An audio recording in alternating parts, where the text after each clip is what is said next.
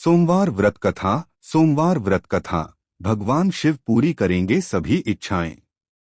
सोमवार के व्रत को लेकर मान्यता है कि इस व्रत को करने से भगवान शिव अपनी भक्तों की मुराद जल्दी पूरी करते हैं। सोमवार का दिन भगवान शिव को समर्पित है, इसलिए इस दिन भगवान शिव की पूजा और व्रत करने का महत्व और ज्यादा बढ़ जाता है।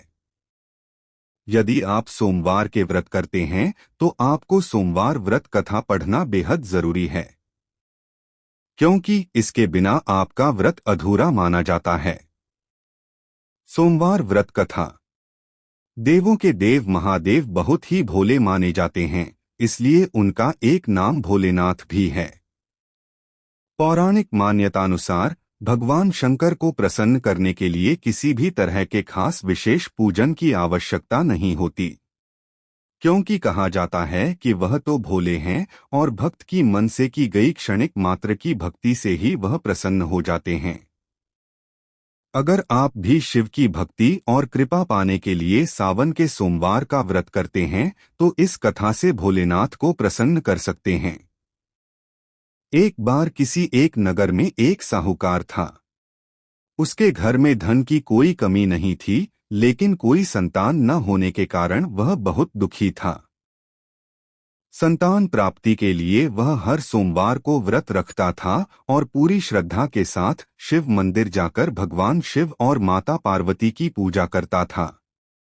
उसकी भक्ति देखकर एक दिन मां पार्वती प्रसन्न होकर भगवान शिव से साहूकार की मनोकामना पूर्ण करने का निवेदन किया। पार्वती जी के आग्रह पर भगवान शिव ने कहा कि हे पार्वती, इस संसार में हर प्राणी को उसके कर्मों का फल मिलता है और जिसके भाग्य में जो हो उसे भोगना ही पड़ता है। लेकिन पार्वती जी ने साहूकार की भक्ति देखकर उसकी मनोकामना पूर्ण करने की इच्छा व्यक्त की। माता पार्वती के आग्रह पर शिवजी ने साहूकार को पुत्र प्राप्ति का वरदान तो दिया, लेकिन उन्होंने बताया कि यह बालक 12 वर्ष तक ही जीवित रहेगा। माता पार्वती और भगवान शिव की बातचीत को साहूकार सुन रहा था, इसलिए उसे ना तो इस बात की खुशी थी और ना ही दुख। वह पहले की भांति शिवजी की पूजा करता रहा। कुछ समय के बाद साहूकार की पत्नी ने एक पुत्र को जन्म दिया। जब वह बालक 11 वर्ष का हुआ तो उसे पढ़ने के लिए काशी भेज दिया गया। साहूकार ने पुत्र के मामा को बुलाकर उसे बहुत सारा धन देते हुए कहा कि तुम इस बालक को काशी विद्या प्राप्ति के लिए ले जाओ। तुम लोग रास्ते में यज्ञ कराते जाना और ब्राह्मणों को भोजन दक्षिणा देते हुए जाना। दोनों मामा भांजे इसी तरह यज्ञ कराते और ब्राह्मणों को दान दक्षिणा देते काशी नगरी निकल पड़े। इस दौरान रात में एक नगर पड़ा जहां नगर के राजा की कन्या का विवाह था, लेकिन जिस राजकुमार से उसका विवाह होने वाला था वह एक आंख से काना था। राजकुमार के पिता ने अपने पुत्र के काना होने की बात को छुपाने के लिए सोचा क्यों न उसने साहूकार के पुत्र को दूल्हा बनाकर राजकुमारी से विवाह करा दूं।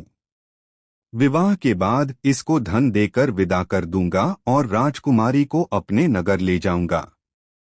लड़के को दूल्हे के वस्त्र पहनाकर राजकुमारी से विवाह करा दिया गया। साहूकार का पुत्र ईमानदार था। उसे यह बात सही नहीं लगी, इसलिए उसने अवसर पाकर राजकुमारी के दुपट्टे पर लिखा कि तुम्हारा विवाह तो मेरे साथ हुआ है, लेकिन जिस राजकुमार के संग तुम्हें भेजा जाएगा वह एक आंख से काना है। मैं तो काशी पढ़ने जा रहा हूं। जब राजकुमारी ने चुन्नी पर लिखी बातें पढ़ी तो उसने अपने माता पिता को यह बात बताई। राजा ने अपनी पुत्री को विदा नहीं किया, फिर बारात वापस चली गई। दूसरी ओर साहूकार का लड़का और उसका मामा काशी पहुंचे और वहां जाकर उन्होंने यज्ञ किया। जिस दिन लड़का 12 साल का हुआ उस दिन भी यज्ञ का आयोजन था। लड़के ने अपने मामा से कहा कि मेरी तबीयत कुछ ठीक नहीं है। मामा ने कहा कि तुम अंदर जाकर आराम कर लो। शिवजी के वरदानुसार कुछ ही देर में उस बालक के प्राण निकल गए। मृत भांजे को देख उसके मामा ने विलाप करना शुरू किया। संयोगवश उसी समय शिवजी और माता पार्वती उधर से जा रहे थे। पार्वती माता ने भोलेनाथ से कहा, स्वामी, मुझे इसके रोने के स्वर सहन नहीं हो रहा, आप इस व्यक्ति के कष्ट को अवश्य दूर करें। जब शिवजी मृत बालक के समीप गए तो वह बोले कि यह उसी साहूकार का पुत्र है जिसे मैंने 12 वर्ष की आयु का वरदान दिया था। अब इसकी आयु पूरी हो चुकी है। लेकिन मातृभाव से विभोर माता पार्वती ने कहा कि हे महादेव, आप इस बालक को और आयु देने की कृपा करें, अन्यथा इसके वियोग में इसके माता पिता भी तड़प कर मर जाएंगे। माता पार्वती के पुनः आग्रह पर भगवान शिव ने उस लड़के को जीवित होने का वरदान दिया। शिवजी की कृपा से वह लड़का जीवित हो गया।